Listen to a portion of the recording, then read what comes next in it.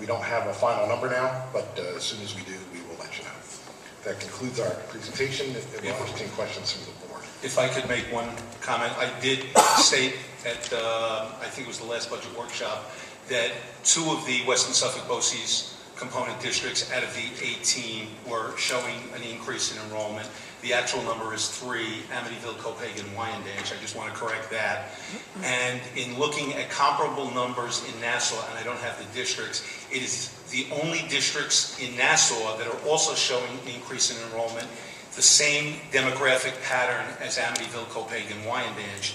And in looking at the numbers, it is purely the difference between new kindergarten and high school seniors graduating, and the numbers for Western Suffolk are 15 to 18, that's for the 18 school districts, between 15 and 1,800 student a year drop off, because the kindergarten enrollment is down that drastically.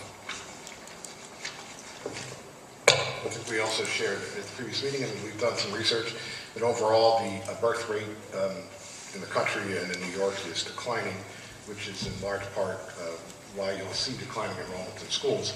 It is a national phenomenon at this point, so managing that moving forward, it happens. At one point, this district, I think, had about 16,000 students.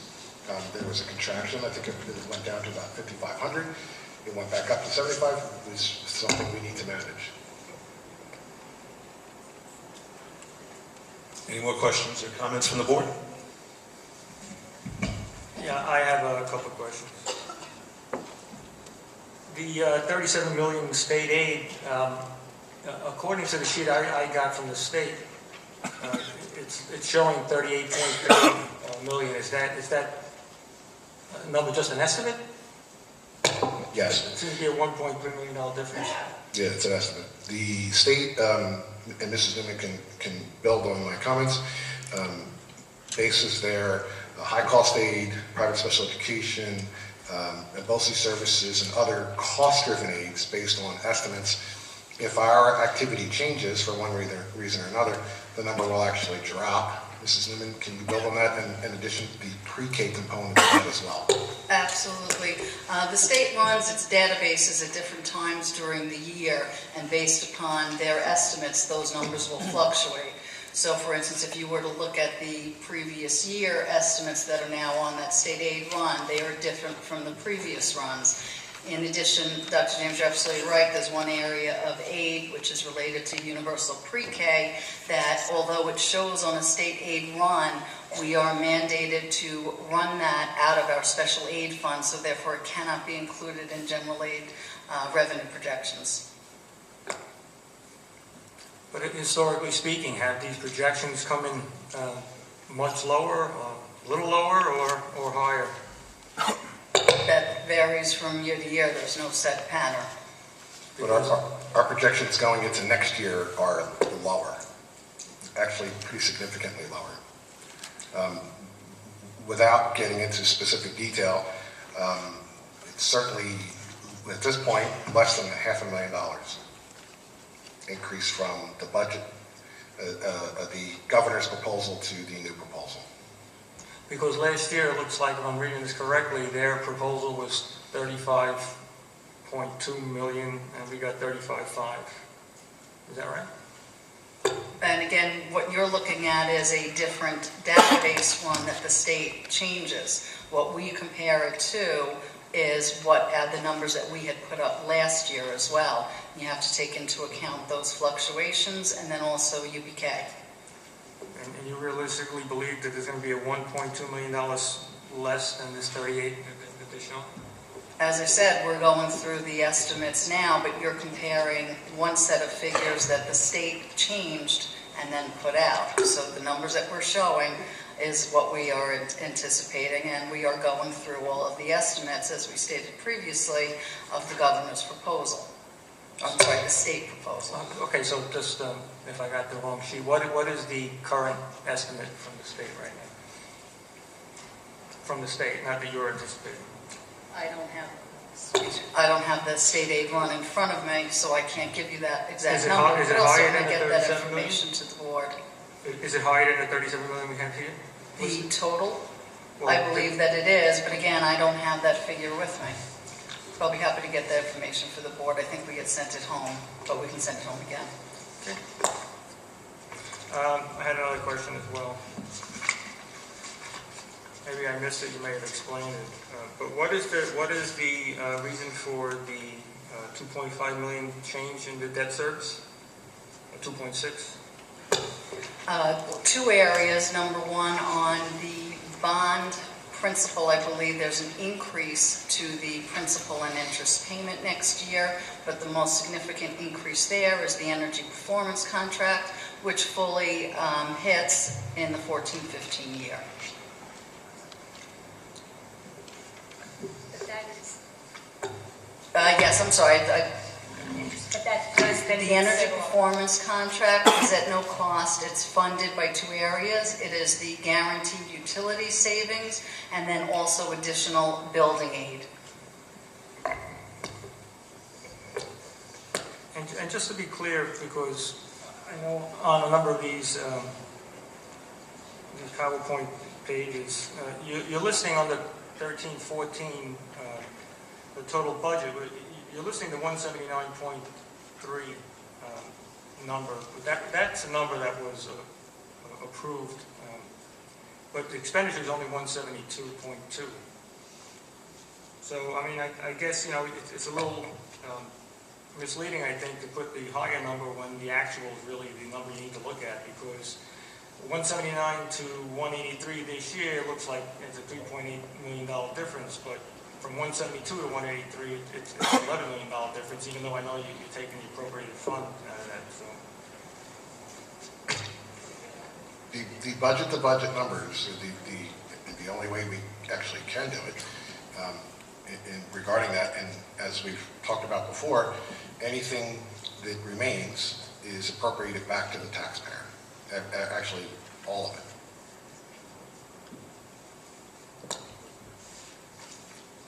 Anyone else on the board? I'm sorry. One, on the use of reserves, where are the projected decreases over the next, say, 2 to 3 years? They're due because we're basically exhausting other funds, and then we have no other choice to use the unreserved funds. Is that what's occurring? Yes, what's happening, Mr. Norman, you're exactly right. As those reserves are diminished, in order to fill that hole, if you will, the only area that we can go are the unapplied, because those restricted reserves can only be used up to the levels that you've incurred actual expenditures. So, for instance, in the employee liability item, we're projecting using them at about $300,000 per year. Now, although we have more money sitting in that reserve, unless we expend more than that $300,000, we are prohibited from touching that reserve.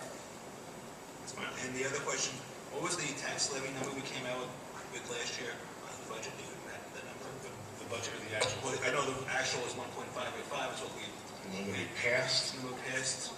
So it No, was that was significant. half. So 2.6. Is it 2.6? I want to say it was 2.6, but that's why I thought it was 2.6. I would agree that it was 2.6 as well, but we don't have that listed on the PowerPoint. You're right, when the board adopted the tax levy and lowered it to 1.585, that was the number that we've been utilizing. Okay. So basically in October again, we look at what to do with those funds again. good. If there were funds that were unanticipated, you could absolutely do that again. Okay. Thank you. But remember, keep in mind the net effect of the Cuomo tax proposal, that reducing that levy only saves the state money, as opposed to using any of those excess funds to replenish some of those reserves. But I'm sorry. No, go ahead. Just looking at the use of reserve page, this anticipated or projected diminishment in the reserves isn't considering the possibility that you'd be able to refund some of these reserves with surpluses at the end of each year. Isn't that right? Well, it doesn't, but we haven't done that recently. It also doesn't allow for declining enrollment to a significant degree. So until declining enrollment occurs, what then results in savings, it may not cause the projected declining revenues to be the same. We think they're accurate based on the information that we have.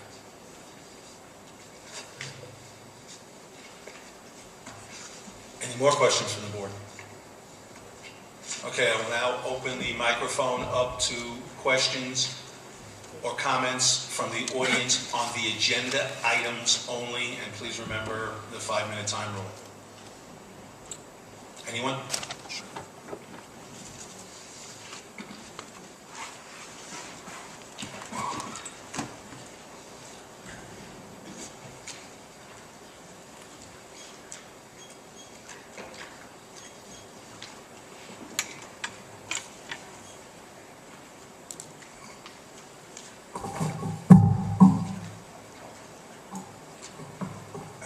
All right, so the budget is an agenda item, I assume. Yes. All right, so my first question relates to the slide that shows the $11,850,000 proposed appropriated fund balance. Is an appropriated fund balance a new term for unexpended budget surplus? Is that the money that was budgeted for but not spent? No, What is it?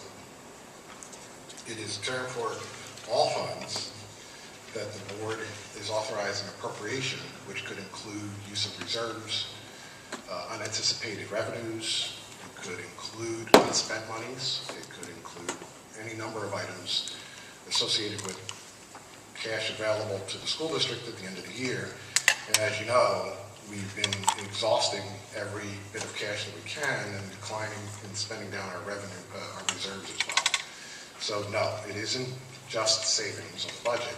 It is a combination of any number of things, as I said, including the use of reserves. So every time you see a reserve number come down, that is indeed where that money comes from, to add up to the 11 million.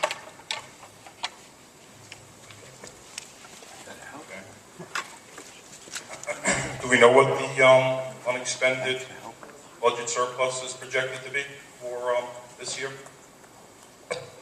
We have an estimate, and Mrs. Newman, correct me if I'm wrong, it's about 3%. That would be correct. So 3% of 179 million? However, there's still April, May, and June to be completed. So although we projected some of the encumbrances, there are other expenditures that are still yet to be determined. That's why when we close our books at the end of the summer is when we actually have a real number. So I just want to stress that these are projections. So I'm still confused. If you're saying we're going to have 3% of the budget unexpended, why doesn't that get added to the 4% in the free cash or reserves to make a total of at least 7%? Because we appropriate it back to the taxpayer. If we were to keep it, as other districts who have been criticized by the comptroller, in essence, they keep it and hold on to it and put it into their reserves or put it into their unapplied fund balance, that's illegal. You can't go over 4%. We take all of it and apply it back. And that's how we make sure we stay under the 4% unapplied fund balance. And indeed, our reserves are continuing to decline because not only do we appropriate those monies, but we appropriate additional monies. Well, I read the law, and I don't see where it makes an exception for an additional 3% because you put it back into next year's budget. The law says it's got to be 4%, and it doesn't say, well, if you give it back, you can exceed it. We did give it back. And in fact, our auditors and legal counsel have all opined that indeed this practice is legal because we give it back. If we didn't, and we went over 4%, if you don't go over the 4%, you're okay. But the minute you close your books and you hold on to the money, and I've read the comptroller's reports for these other districts, that's what they've done. We don't. We apply it all back, which is how we keep the tax levy low. But the controller's reports also chastise the school districts for over budgeting in the next year's budget when they know they're going to have a surplus. Well, there's two things with that, and the ones that I've read, in particular, we're at 7, 8, 9, 10, 12, 14% over budgeted. As you know, ours hovers around between 2 and 3. Chastised is certainly for those districts. In our case, we are not engaging in those same practices. The questions are asked and answered meeting after meeting. I think Jim touched on this, but the legislator this week enhanced the governor's rebate program. So if we were to have a 0% tax levy increase, the people of the district would actually get a check back that would go into their pocket. I assume that you guys realize that? I have not seen that, and as you may or may not know, I was at the National School Board Convention, and I met with about 20 other Long Island districts, plus some of the attorneys, and, okay, we'll just finish this question. Thank you, Ms. McKnight. Not only did they all agree with the strategy that I've been proposing, one of the districts, and I can't mention them by name because they have not had their final budget adoption yet, was coming in exactly at the cap, and have decided that because of the way the governor's proposal was worded of under the cap, they are reducing their budget by $1 to come in $1 under the cap. I guess you have Optimum Online because No, I don't, because Cablevision on News 12 had a whole story on it. I do not subscribe to Cablevision, and that's another issue for another day. Once we have the final information from the state, we will bring it to the board, absolutely, so that they can make an informed decision. But if you're going to adopt the budget tonight, how are you going to change? We can change the tax levy after the budget's adopted. Thank you. Can I get him, I'm sorry. Come on. Go ahead, Teresa.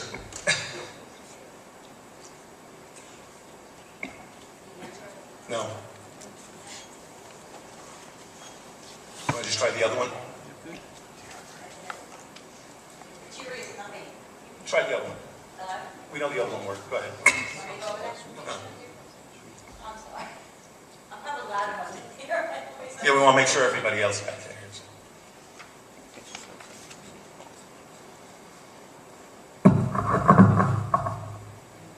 Thank you. I just have a follow-up on this Como proposal. It's not a done deal, is it? It's not written in stone. It's not saying that we're going to get it back. So my question regarding that would be, was this budget based on that? And is that why it's up to the 1.96? No, this budget was before that proposal. In fact, I was actually recommending that we come in $1 under the cap, but since we had told the community 1.96, I think the consensus was to leave it there. And remember, if the governor's proposal changes, when the board sets the levy in October, they could set it at some other lower number, obviously not a higher number. As we did this year. Thank you, Ms. Okay, Sensio. so it could actually go down then, Yes, it regarding could. this. Okay, because it kept coming out saying like, we're doing it because of, No, and I'm like, no. I'd rather pay lower taxes now and not worry about getting money back from the government if it's not a done deal. That was just a follow-up to solidify what I think is a good decision. Okay, all right, thank you. Thank you, Teresa. Hi, Paul Schwartz. My question is regarding spending down the reserves. We've got a little bit of, and I'm not going to criticize, but a little bit of a little cushion in the budget, around $4.5 million as of last week. Why couldn't we reduce that by $1.2 million, not take money out of the unreserved fund, leave it at 1.96? If we happen to need that money, we could take it out of the unreserved fund. This way, we're not spending down reserve. That seems to be, $1.2 million every year. It's gone pretty quick. I'd rather leave the reserve in there, and if we needed it, that's what it's for. Then use it. But right now, just reduce our budget by that same amount. The number isn't $4.5 million.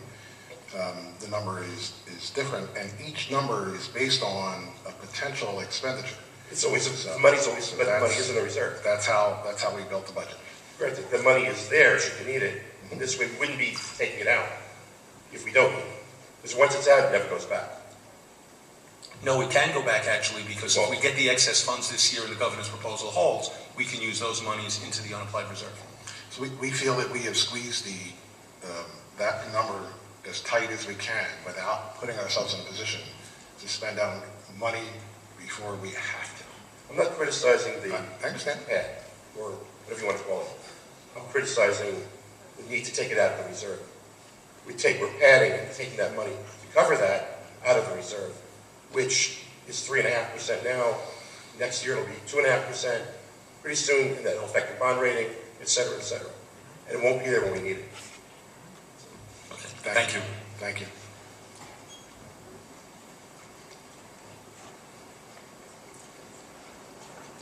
Hello. Hi, Jared Behar. I just wanted to ask a question, kind of a follow-up on that. The way I understood what Dr. James was saying about the long-term plan and the declining fund balances is because we can take up to 4%, at some point, we're anticipating that declining enrollment is going to reduce the expenses the district has. So what the district is doing is saying, okay, we're going to take this year by year, we're going to see how the declining enrollment manifests itself as we get into 3-4 years from now, and then we're going to analyze what the expenses are of the district then, what percentage of that budget the fund balance is, and what we actually need in terms of maintaining adequate reserves going forward. Did I understand that correctly? I think so, yeah. Thank you. Thank you. Thank you. Thank you very much. Anyone else? Okay, can I get a motion to approve the minutes of the March 13th, 2014 board meeting? Motion made by Mrs. Masiello, seconded by Mr. Hartman. Discussion? All in favor? Passed unanimously. Can I get a motion to approve personnel as attached? Motion made by Mrs. Goober, seconded by Mr. Tampanelli. Discussion? All in favor? No correspondence, no old business. Can I get a motion to approve? I'm going to just put all of the bids on A and B together as one. Motion made by Mr. Hartman. I'll second it. Discussion? All in favor? Passed unanimously.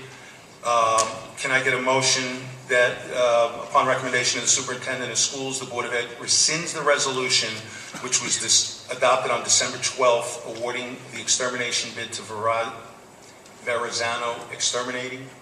Motion made by Mrs. Masiello, seconded by Mrs. Goober. Could we get a little, background on that? Why was that done?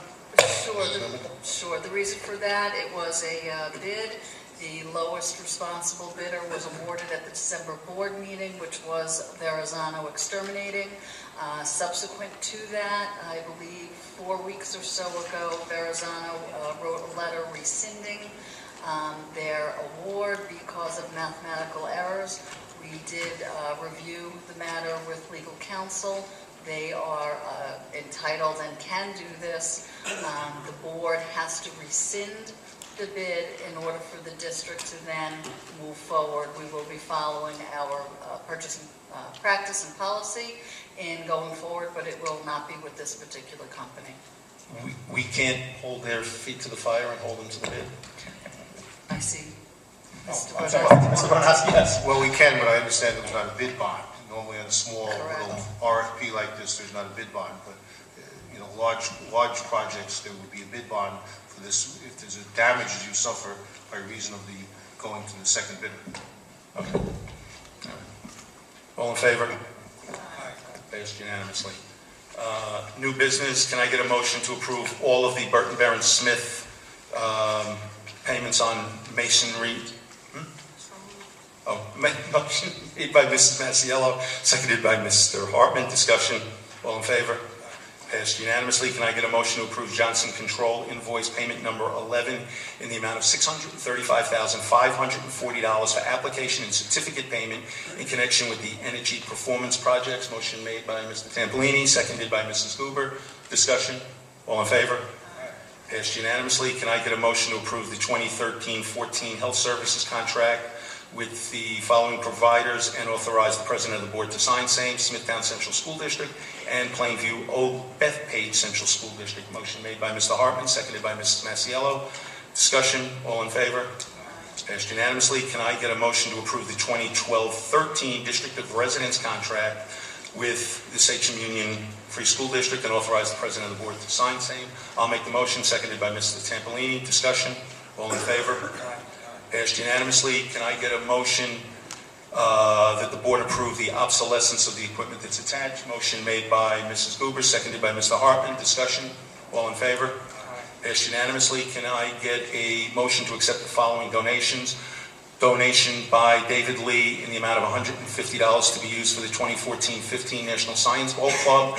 Donation by the Boys Lacrosse Booster Club of 3 2-hour sessions of coastal sports in Hauppauge to the Commack High School lacrosse program for a total cost of $2,700, donation in the amount of $250 by the Commack Road Runners Booster Club to be used for an invitational by the Commack High School's boys track team, and donation by Commack resident Mr. Robert Goldrick of an upright acoustic piano.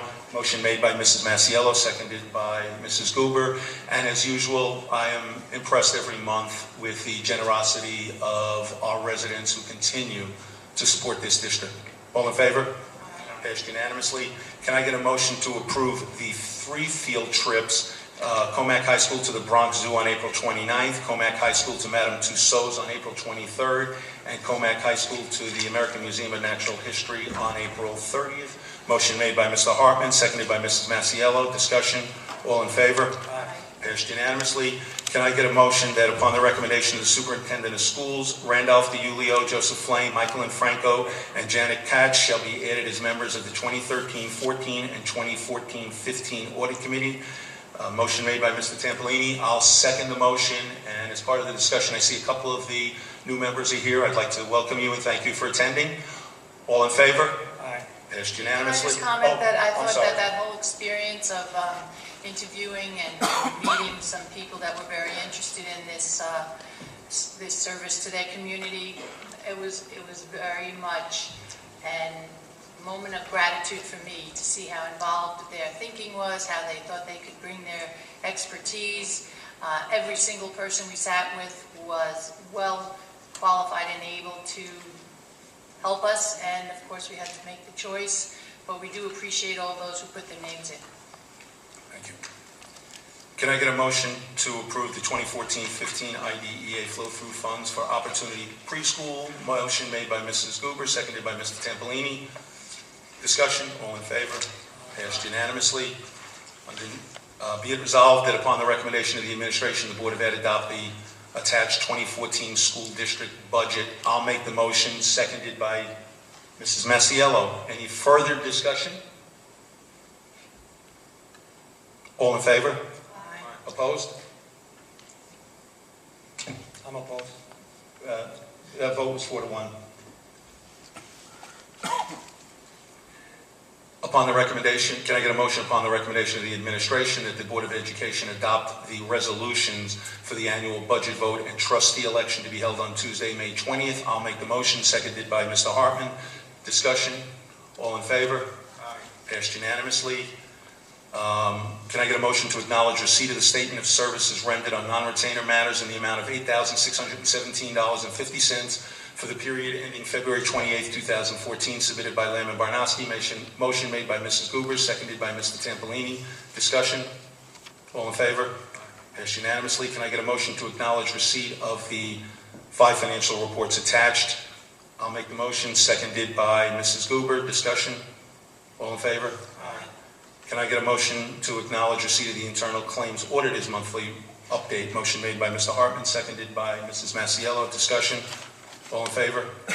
Passed unanimously. Can I get a motion to acknowledge receipt of the CSE and CPSE recommendation approved on the myriad of dates attached? I like that word. Motion made by Mrs. Goober, seconded by Mr. Tampolini. Discussion? All in favor? Passed unanimously. Can I get a motion to approve the following 2 resolutions? Be it resolved that the Board of Education of the Commack Union Free School District shall hold a special meeting on Thursday, April 24th at 8 a.m. at Hub's Administration Center for the purpose of voting on the BOCES budget trustee election, and that the Board of Education shall hold its regular meeting on Thursday, May 8th, 2014 at 6:30 p.m. at John Mandrakia's Sawmill Intermediate School. It is anticipated that the board will make a motion for the purpose of adjourning into executive session at this time, and at 8 p.m. the board will reconvene in public session for the purpose of holding its regular business meeting and budget hearing. Motion made by Mr. Tampolini, seconded by Mrs. Goober. Discussion, all in favor? Aye. Passed unanimously. I'll make the motion to conduct the first reading of Board Policy 1501, communication between the community and board members, seconded by Mrs. Goober. Discussion? I would ask that we table this for further review and consideration by all the board members, and we can address this at some point in the future.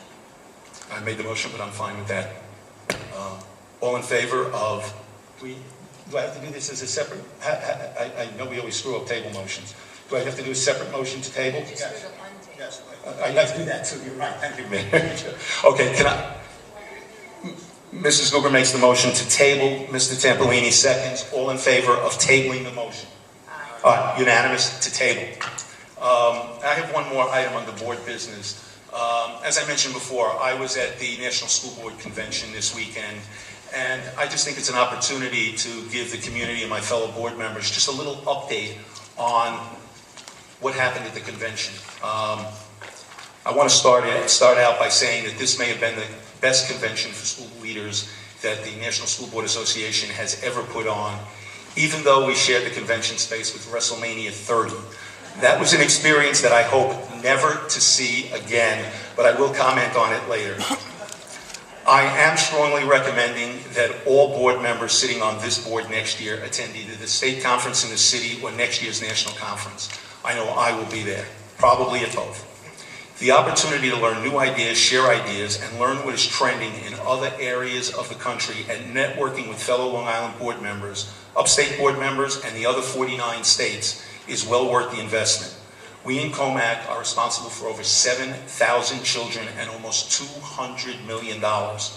Let's govern wisely. Some of the things that I learned and relearned, and some of these are comments from board members across the country.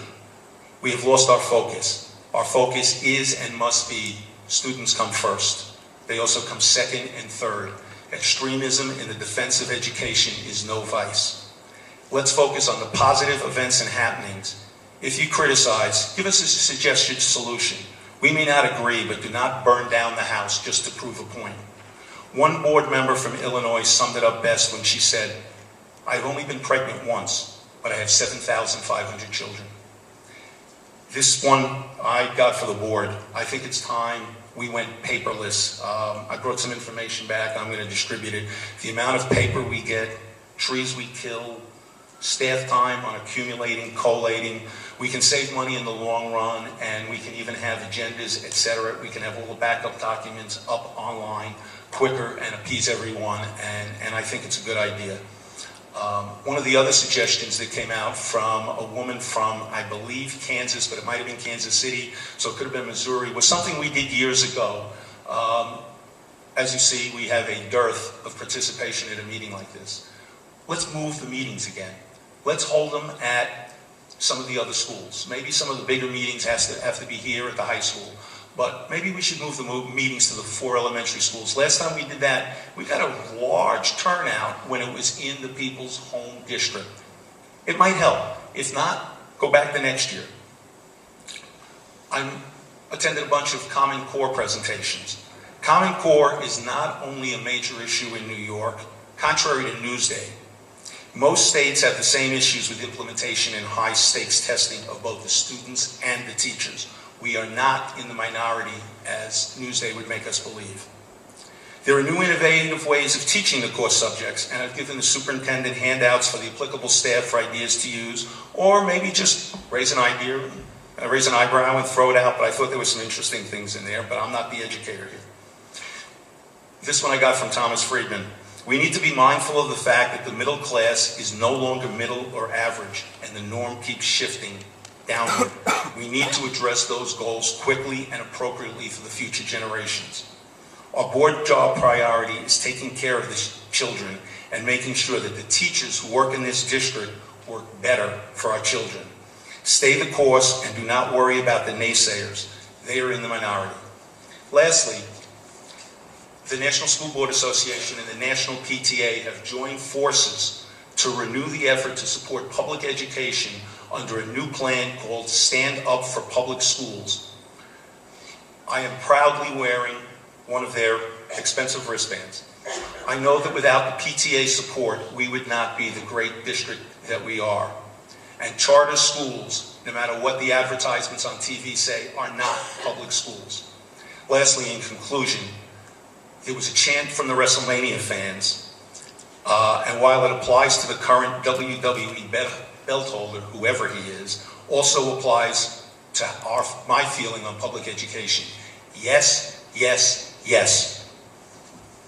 Thank you. Any questions? questions or comments from the audience on life in general or anything that's not on the agenda?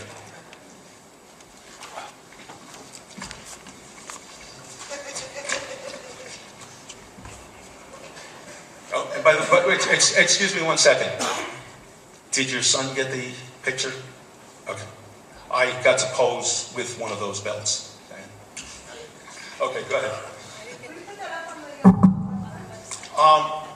Brenda could have, no, but we'll get it to you, Jackie. I like the suggestion you made that said people come up and complain, like they should have ideas. And one of my ideas is that $12 million we're not spending this year, we should have spent it on the kids this year. So that's my suggestion. I suggest that we don't run these surpluses and budget and unspent budget surpluses, and whatever you ask us for the kids, spend it on the kids. I mean, I don't think there's anybody in this district that would, if you came next year and said we need an extra 500 from everybody in this district for the kids, I don't think you're going to have anybody complain about their taxes going up $500 if it's truly to use towards the kids. That's my suggestion. One of the things that I don't really understand from the presentation is what's happening in this district that is so dire that we're just running through every penny we have in the bank. Well, if the amount of kids is going down over the next few years, are you projecting that we're not going to be raising taxes anymore? What is so dire that we're running through all the money we have in the bank and we're running our reserves down to zero? Well, dire is an individually selected word. So I don't know that we up here would use the word dire, or certainly I wouldn't. What I would say is that we have costs associated with running the district that over the last several years have been skyrocketing. And I've been very clear about that. Teachers' retirement system, ERS, health insurance are things that have spiked dramatically and caused us to use those reserves. We expect that will begin to decline. In other words, instead of going up every year, it is possible the TRS could go down. And in fact, if the economy continues to improve, although it's much slower than we'd all like, eventually it will go down, which results in savings for the district, which means we'd have to tap the reserves less. There are other things associated with costs like Common Core. When you saw over $1 million in expenditures for next year, there were $1 million in expenditures this year that were new mandates that we have to fund. As you know, it's about $1.3 million for each percent on the levy. So every time we have these expenses that are out of our control, we then have to determine where that money is going to come from, and with a cap, we can raise only roughly 2%. So any of those costs, if we want to maintain our existing programs, then we either need to determine whether we're, and you said, you know, go to the taxpayers for additional $500. I'll be frank, I don't hear that in other rooms. What we do when we collect the funds that you're talking about, and you'd say use them on the kids, indeed we would then have to raise taxes if we didn't do what we do. So from our perspective, the issues at hand are the uncontrolled costs that are out of our hands, short of downsizing the district, which is what we did for 2 consecutive years. That wasn't popular. In fact, you were critical of that. So managing that moving forward is we are looking for a balance. So how can we do this so we contract in a way that doesn't feel draconian and is aligned with the declining population and how that works, simultaneously managing these costs. They call them in some venues rainy day funds. So it's been raining. It is our hope that the rain will stop, and indeed the projections from others regarding some of those uncontrolled expenses, it may stop. So if it does, our projected use of reserves changes, which is why we keep saying they're projected. And we say they're projected because when we come back in 2 years with a different number, we don't, somebody said 2 years ago you said it was going to be this. Yeah, we did. We thought that was what would occur. There are so many variables in running a district. It's got the number of facilities that we have, the number of students and staff and responsibilities that we have. that we sort of try to strike this balance. So managing that as the population continues to decline, simultaneously applying reserves, is a balance. And so we've looked at this. I don't know that you'll find too many districts that are willing to go out front and say what we said to you today regarding our long-term fiscal stability. Yes, there are declining reserves. Our fiscal stability is solid. It is not dire. The reserves are there for a reason. And that's why we do this. So managing that so we don't have to pass those costs on to the taxpayer right now, because it's untenable. We can't do that. I wouldn't do that. Our cap has been higher than what we've put out since the cap's been inception. And I don't go forward, because I'm hearing in those other rooms, please don't do that. We don't want to diminish our program. However, we also can't afford any higher taxes. So that's a long-winded answer, but that's my answer. Yeah, but contrary to what you're saying, you're raising taxes. Time's up. What is the time limit on this? Yeah, This kid? there's always been a time limit, you know that, Mr. Fusco. I have some questions. Anyone else? No. Can I get a motion to adjourn? Does the board want to let Mr. Fusco have more time? Okay, go ahead. You've got another 5 minutes. Thank you, appreciate that.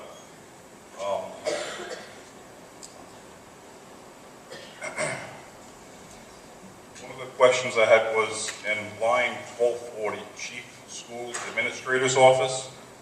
Who would that be? Would that be the superintendent's office? And is all that money associated with salary for the superintendent, or is that? No.